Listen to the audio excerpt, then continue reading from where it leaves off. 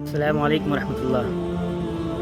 آج ہم لوگ بات کریں گے کہ روزہ کا حکم اللہ رب العزت نے کیوں دیا ہوگا، یا اللہ رب العزت نے جو ہم کو روزے کا حکم دیا ہے اس کے پیچھے کیا حکمت عملی ہو سکتی ہے۔ کیا اللہ رب العزت کو یہ پسند ہے کہ ان کے بندے بھوکے رہیں، مشقت برداشت کریں؟ کیا اللہ رب العزت اس سے خوش ہوتا ہے؟ تو آخر اللہ رب العزت نے بندوں کو 1 مہینہ روزہ رکھنا ضروری کیوں قرار دیا؟ تو چلیے آج اس پر بات کرتے ہیں۔ تو جہاں تک میری سمجھ ہے، جو میں نے غور کیا اور غور و فکر کے بعد جو مجھے سمجھ میں آیا، اس کے پیچھے کئی مصلحت ہے۔ ایک مصلحت یہ ہے کہ اللہ رب العزت یہ دیکھنا چاہتے ہیں کہ کیا بندہ میرے حکم کی تعمیل کرتا ہے، کیا بندہ اگر میں اس کو کوئی حکم دیتا ہوں تو عمل کرتا ہے، بندہ اپنی ضروریات اور ضروری چیزوں کو بھی چھوڑ سکتا ہے میرے لیے۔ تو بندوں نے اس پر عمل کر کے دکھایا کہ اب اللہ رب العزت نے جب رمضان کے مہینے کا روزہ رکھنے کا حکم دیا اور اپنی ضروری چیز یعنی کھانے پینے اور جنسی خواہشات سے دور رہنے کا حکم دیا، تو بندوں نے اس پر عمل کیا اور اس سے دور ہو کر دکھایا۔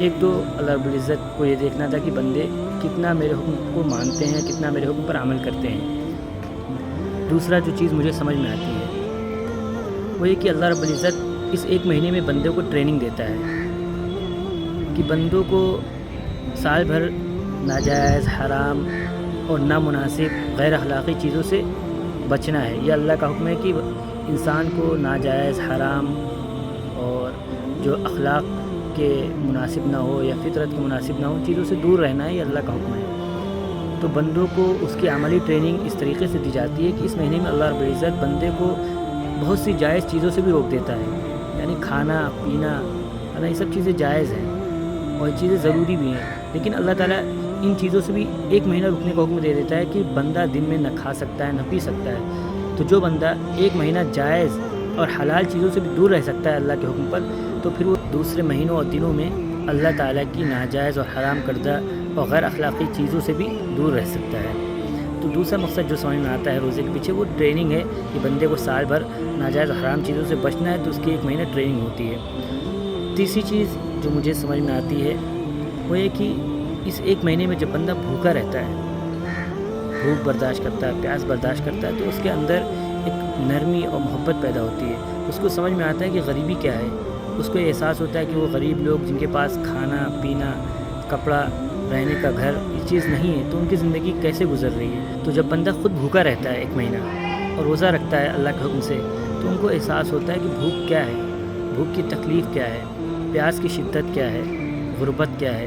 تو جب وہ اس کو اس کا احساس ہوتا ہے تو پھر وہ غریبوں کے ساتھ رحمدلی کا معاملہ کرتا ہے، غریبوں کے ساتھ شفقت کرتا ہے، ان کے ساتھ بھلائی کرتا ہے، ان کے ساتھ جو ہے اچھا معاملہ کرتا ہے۔ تو یہ کچھ چیزیں ہیں جو روزہ رکھنے کے پیچھے اللہ رب العزت بندوں سے چاہتا ہے کہ بندے کیا ہے، ایک تو ٹریننگ لیں کہ سال بھر ان کو کیسے حرام کردہ چیزوں سے اور ناجائز چیزوں سے رکنا ہے۔